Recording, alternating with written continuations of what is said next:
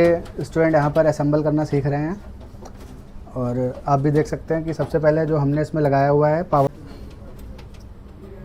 पीछे सारे ports proper दिखने चाहिए, ऊंचा नीचा नहीं होना चाहिए। अगर ऊंचा नहीं, पावर स्विच और रीस्टार्ट। अब यहाँ पर आ जाओ, आप देखो, आपको मैं दिखा रहा हूँ, ये है इसका फ्रंट पैनल।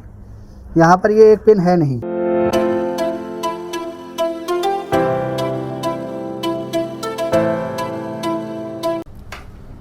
दोस्तों ये देखिए एबीसी इंस्टीट्यूट में बच्चे ये डेस्कटॉप की असेंबलिंग करते हुए, ये डेस्कटॉप का पूरा पीसी है जिसको ये स्टूडेंट यहाँ पर असेंबल करना सीख रहे हैं।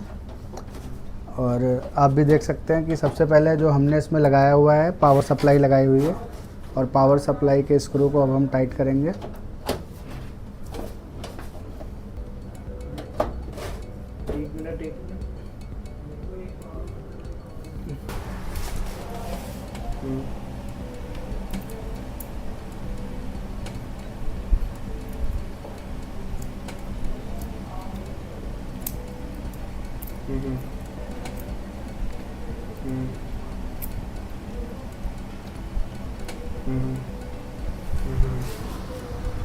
ये लो,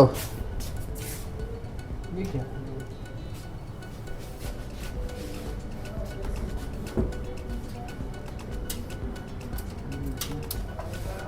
नहीं, बड़ा वाला। ये जितने भी बड़े वाले स्क्रू होते हैं ये सारे एसएमपीएस के ही होते हैं। इसमें 4 स्क्रू लगेंगे बड़े, इसको आप यहाँ पर टाइट कर देंगे। ये देखो,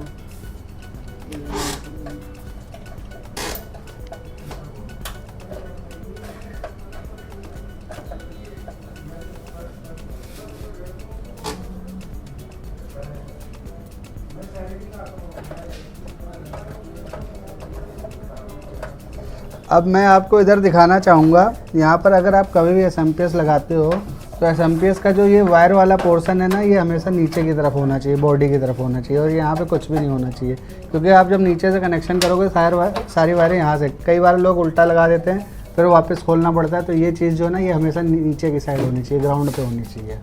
ठीक है, अब हम इसमें मदरबोर्ड को फिट करेंगे।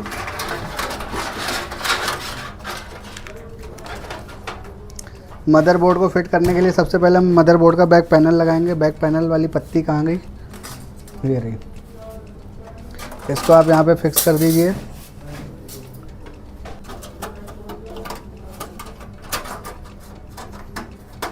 बस छोड़ दो। अब ये मदरबोर्ड को यहाँ पर फिक्स कर देते हैं।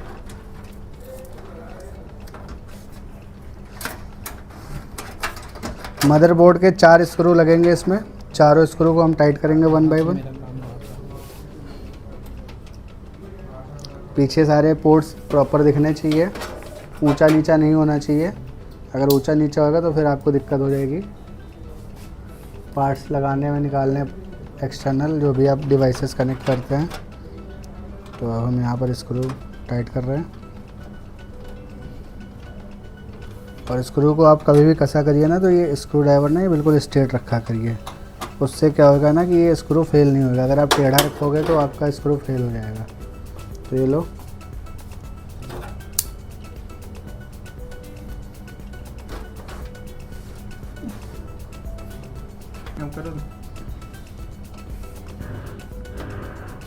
और ये हमारे रोहित जी हैं। ये सिस्टम लाए थे। एक्चुअली क्या था कि इस सिस्टम में जो है ना कुछ दिक्कत आ रही थी, जिसकी वजह से इन्होंने इसको पूरा रिप्लेस किया हुआ है। इसमें एसएमपीएस वगैरह पूरा नया डाला हुआ है।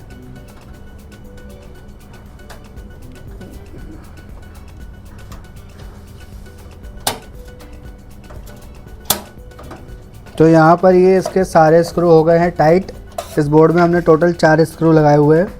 अब यहाँ पर क्या है कि हम इस सिस्टम में एक चीज़ चेंज कर रहे हैं। पहले सिस्टम में हार्ड डिस्क लगी हुई थी, अब इस सिस्टम में लगेगी ये एसएसडी। ये एसएसडी है कंसिस्टेंट की 256 GB। तो इस सिस्टम में जो है एसएसडी रखने का ऑप्शन जो है वो यहाँ पे ग्राउंड पे दे रखा है। तो अब इसको हम ग्राउंड पे लगाएंगे, देखेंगे इस तरह से इसको हमें नीचे रखना है। और इसके जो भी सारे होल है वो हमें मैच करने हैं, कैसे ही आएगी। और मेरे हिसाब से तो इसमें 2 ही लग पाएंगे इस तरह से। ऊपर में भी तो कहीं कहीं लगता है सर। हाँ, इसमें देखते हो ऊपर तो कोई ऑप्शन है नहीं।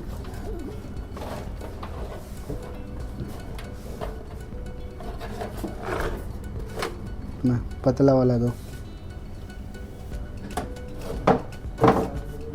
ये वाला देखिए। 1 सेकंड रुक जाना, मत बना। डिस्क लग चुकी है। अब हार्ड डिस्क लगाने के बाद हमने करना क्या होता है, ये होती है इसकी साटा केबल।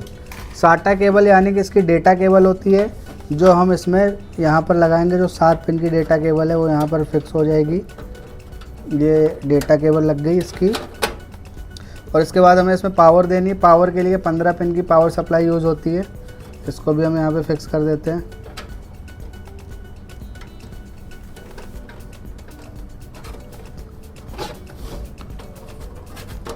ये पावर भी फिक्स हो गई। और अब जो SMPS में हमारे मेन कनेक्शन होंगे वो कुछ ये वाला जो है, ये आपके CD रोम के लिए दे रखा है, तो इसको हम यहाँ पे अलग रख देते हैं। इसका हमारा कोई यूज नहीं है। इसके बाद ये CPU का 12 वोल्ट का कनेक्टर है। CPU का 12 वोल्ट का कनेक्टर यहाँ पे लगेगा। और आपका जो मेन चीज़ है वो ये है। मेन तो वैसे सारी होते हैं। ये ATX पावर कनेक्टर, जिसके द्वारा आपका पूरा मदरबोर्ड वर्क करेगा। कट देख के आपने लगाना है, उल्टा सीधा कुछ भी नहीं लगाना। अब ये लग गया। अब मैं आपको इसमें फ्रंट पैनल की जंपर सेटिंग समझा देता हूँ। आ जाओ, जो मेन चीज़ होती है ये होता है हमारा फ्रंट पैनल। इसके अंदर आपको 4 चीज़ें मिलती हैं: restart, power switch, power LED और STD LED। तो सबसे पहले हम पकड़ेंगे हाथ में अपने पावर स्विच और रीस्टार्ट। अब यहाँ पर आ जाओ आप, देखो आपको मैं दिखा रहा हूँ। ये है इसका फ्रंट पैनल। यहाँ पर ये एक पिन है नहीं, एक पिन नॉट कनेक्ट है।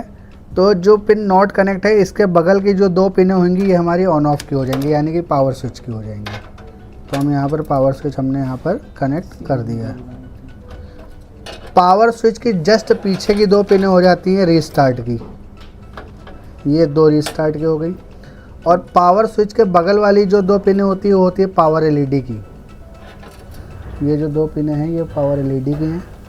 और इसके जस्ट जो बैक साइड की हैं वो है HDD LED की। HDD LED यानी कि जो आपकी हार्ड डिस्क है उसकी LED होती है। ये हमने पूरा कनेक्टर लगा दिया।